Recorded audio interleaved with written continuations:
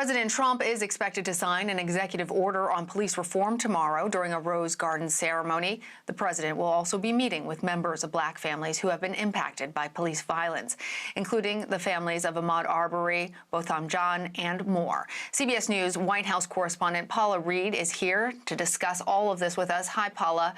So tell us, what are we learning about what will be in this executive order from the president? Well, last week, the president said he was finalizing an executive order on police reform, and that while he rejected these calls to defund the police, he wanted to focus on reforms like de-escalation and also what they were calling co-responders. So that's having either social workers or mental health experts who respond with the police to different incidents to address any sort of personal, financial, drug-induced, whatever sort of episode anyone is having. These people would have a professional expertise to help guide the police through these incidents that would hopefully reduce the amount of violence. Now, so far, the White House has not provided many details beyond that, and it will be interesting to see, too, what the enforcement mechanism is here. The president has enjoyed signing executive orders to much fanfare in a Rose Garden ceremony like what we expect tomorrow, but sometimes they don't really have any teeth, or they've been ultimately blocked by the courts. So it will be interesting to see the exact wording and also see how they intend to enforce this, if they're going to tie some of these suggestions to federal grants, or if these will indeed just be suggestions. Well, President Trump is also moving ahead with this weekend's rally in Tulsa, Oklahoma, after moving it one day. But there are still warnings from health officials. What are you hearing about how this rally will be held, and what health precautions beyond just the waiver that the Trump campaign is asking attendees to sign will actually be put in place to protect the supporters? What's interesting about Tulsa is they have recently reported their highest daily increase of virus cases, and they linked that spike to large indoor gatherings. In fact, the city's top health official has said he's not sure how they're going to be able to protect attendees and even how they're going to be able to protect the president. But as you noted, the campaign has acknowledged this risk. They are requiring anyone who submits a request for a ticket to sign a waiver agreeing not to sue if they get COVID. Now, what's interesting is our White House producer, Finn Gomez, he is reporting that this is in fact going to be two different events across two different venues because the campaign received so many more requests for tickets than could be accommodated in the original venue. Now, a short time ago, campaign manager Brad Parscale, he tweeted out some of the precautions that you're going to see at this event on Saturday. For example, when you come up, you're going to get a temperature check. They'll offer you hand sanitizer, and you'll get a mask.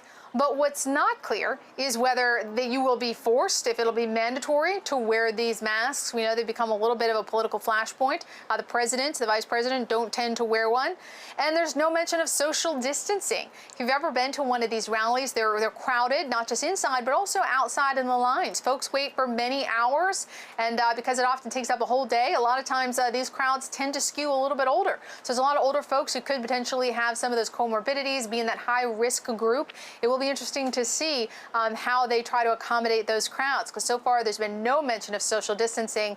And while so far a lot of the president's events, either his public events here at the White House and fundraisers, they've been able to test everybody he comes into contact with, or trying to test everyone, there's no real way, it appears, to be able to do that for this big event on Saturday. Very interesting, especially with that question of whether or not people will be asked to put on those masks that they're making available. All right, Paula, let's talk about these unemployment benefits. The $600 unemployment benefit because of the coronavirus pandemic. As you know, it's scheduled to stop by the end of July. Larry Kudlow, the White House economic advisor, addressed that in an interview. I want to play that first for our viewers. Well, unemployment benefits will not stop in August. What may well stop, and this reform is necessary. I mean, almost all businesses, frankly, on both sides of the aisle, or mostly both sides of the aisle, understand that the $600 plus up, that's above the state unemployment benefits that they will continue to receive, is in effect a disincentive. I mean, we're paying people not to work. It's better than their salaries would get. And that might have worked for the first couple of months.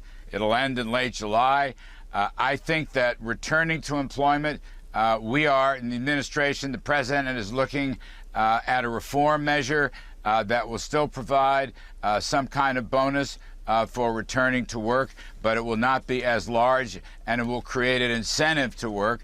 You know, that goes along with the other incentives we've generated. So a reform measure, some kind of bonus. I'm wondering what more you're hearing from the White House, Paula, about these incentives that Kudlow's talking about. It's so important because according to the recent unemployment numbers, you still have tens of millions of Americans who have filed for unemployment insurance. And there, Kudlow says that they will extend some unemployment benefits, but not that $600 bonus, that cap-off that was part of the recovery package passed by Congress and signed by the president.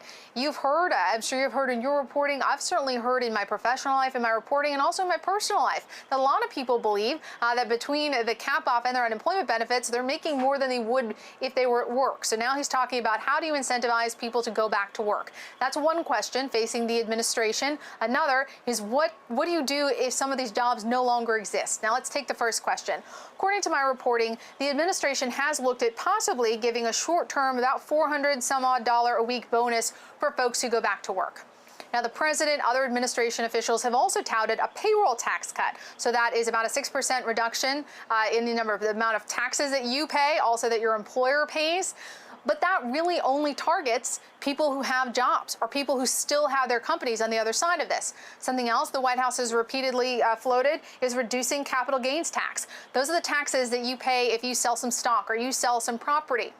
But that and the payroll tax cut, the problem with this, and in addition to the bonus payment, is these all address people who have property, who have resources, who have jobs. And those are not the people overall who have been impacted by COVID. Disproportionately, those making under $40,000 a year are the ones who have been impacted. And so far, the administration, and I can tell you, I've pressed a lot of these officials on camera and off, have not been able to put forth a coherent strategy for how they're going to help the large percentage of people who, even if they want to return to work, their jobs will no longer exist. So far, according to my sources, both inside and outside the White House, the administration wants to emphasize stimulating the economy through things like tax deductions, payroll tax cut, but don't have any coherent plan to bring jobs back that have been lost or to create new jobs, again, beyond just general stimulus of the economy. That's such a good point, Paula. Everybody is hurting, but the people who are hurting the most are not going to really benefit from removing a capital gains tax. Thank you for joining us from the White House, Paula Reid.